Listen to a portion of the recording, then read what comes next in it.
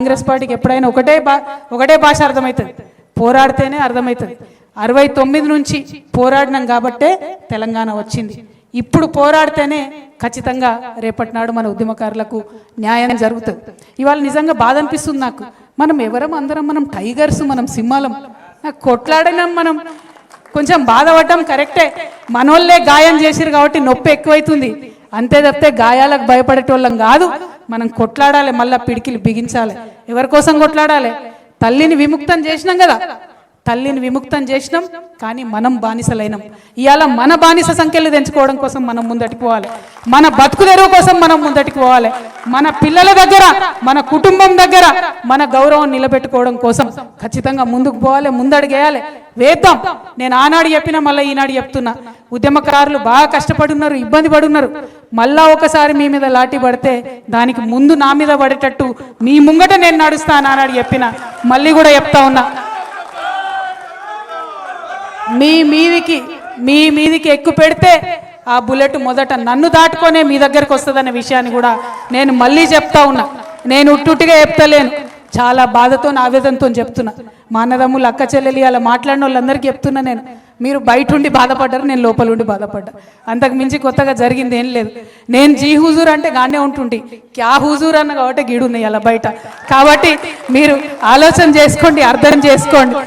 పెద్దగా విప్పి చెప్పాల్సిన అవసరం లేదు, ఇంటి గుట్టు బయట పెట్టుకోవాల్సిన అవసరం లేదు. ఉద్యమంలో కలిసి పనిచేసినాం, ఉద్యమం కోసం పనిచేసినాం, రేపు కూడా రాష్ట్రం కోసమే పనిచేయాలి. మనం తెచ్చుకున్న రాష్ట్రం, మనం తెచ్చుకున్నటువంటి ఈ రాష్ట్రం మన యువమిత్రులకు పనికొచ్చేటట్టు ఉండాలి. ఏం జరుగుతుంది అలా? రేవంత్ రెడ్డి గారు వచ్చినప్పుడు ఏమన్నాడు ఆయన ఏమన్నాడు? మొత్తానికి మొత్తం నిరుద్యోగులకు అన్యాయం జరిగిందన్నాడు. ఇవాళ ఏం చక్కదనం జరుగుతుంది? మరి 2 సార్లు పరీక్ష పెడితే ఇవాళ కూడా గదే పరిస్థితి కదా. ఇవాళ కూడా నిరుద్యోగులు పోయి కోర్టు చుట్టూ తిరుగుతున్నటువంటి పరిస్థితి కదా. మరి ఆనాడు న్యాయం జరగలేదు, ఈనాడు న్యాయం జరగలేదు. చేసింది ఏందిరా నాయన అంటే, తెలంగాణ తల్లి చేతులకి వెళ్ళి బతుకమ్మని తీసేసిండు, రంగు మార్చిండు, సెక్రటేరియట్లో పెట్టిండు. ఆమె ఏం తల్లో ఎవరికైతే అర్థమైతలేదు. మరి అది తప్పితే ఆయన చేసింది ఏమీ లేదు. నేను ఇవాళ డిమాండ్ చేస్తూ ఉన్నా, మన ఉద్యమకారులందరి పక్షాన నేను డిమాండ్ చేస్తూ ఉన్నా. ఒకటే ఒక మాట అడుగుతా ఉన్నా, ఏదైతే తెలంగాణ ఉద్యమకారులకు చేస్తారని మీరు చెప్పినరో ప్రతి ఒక్కటి చేయాల్సిందే. ఇప్పుడు ఈ సందర్భంలో ఎందుకు పెట్టినాం సభ? ఎందుకంటే ఫిబ్రవరి 26 నుండి బడ్జెట్ సమావేశాలు వస్తూ ఉన్నాయి. ఆ బడ్జెట్ సమావేశాల్లో మరి ఖచ్చితంగా తెలంగాణ ఉద్యమకారులు, అమరవీరుల కుటుంబాలకు ఏదైతే మీరు ఇస్తామని చెప్పారో 25,000 రూపాయల పెన్షన్ ప్రతి అమరవీరుల కుటుంబానికి ఇస్తా అన్నారు. ప్రతి అమరవీరుల కుటుంబానికి ఒకరికి ఉద్యోగం ఇస్తామన్నారు. దానికి సంబంధించి బడ్జెట్లో ప్రకటన చేయాలి. రెండవది, ప్రతి చోట ఉద్యమకారులు ఎవరైతే ఉన్నారో వాళ్ళని గుర్తిస్తామన్నారు. ఆ ప్రక్రియ ప్రారంభిస్తున్నట్టుగా బడ్జెట్ సమావేశాల్లో ప్రకటించాలి. ఉద్యమకారులందరికీ కూడా మరి 250 గజాల జాగా ఇస్తామని చెప్పిండ్రు. ఆ ప్రక్రియ ప్రారంభిస్తున్నట్టుగా బడ్జెట్లో ప్రకటించాలి, అసెంబ్లీలో ప్రకటన చేయాలి.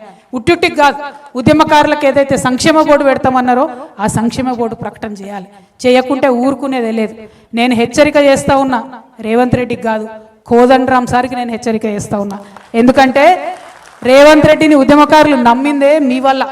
మీరు పోయి ఆయన పక్కన ఏరితే ఈ తెలంగాణ ఉద్యమ ద్రోహి, తెలంగాణ ఉద్యమ వ్యతిరేకి ఈయన పక్క కోదండరామ్ సార్ పోయిండు, మరేమో నేను చేసి పాడేతాడేమో ఉద్యమకారులకు అని చెప్పి ఉద్యమకారులు అందరూ నమ్మిండ్రు. కానీ 2.5 ఏళ్లుగా కోదండరామ్ సార్ ఎక్కడ మాట్లాడతలేరు. ఎందుకు మాట్లాడతలేరు? అసెంబ్లీలో మాట్లాడండి, చర్చించండి, నిలదీయండి. కాంట్రాక్టర్లకు తట్టెడు మట్టెత్తకుండానే 5,000 కోట్ల రూపాయలు రేవంత్ రెడ్డి ఇచ్చుకుంటున్నాడు కదా. మరి మీరెందుకు కోదండరామ్ సార్ మాట్లాడతలేరని నేను మిమ్మల్ని ప్రశ్నిస్తా ఉన్నా.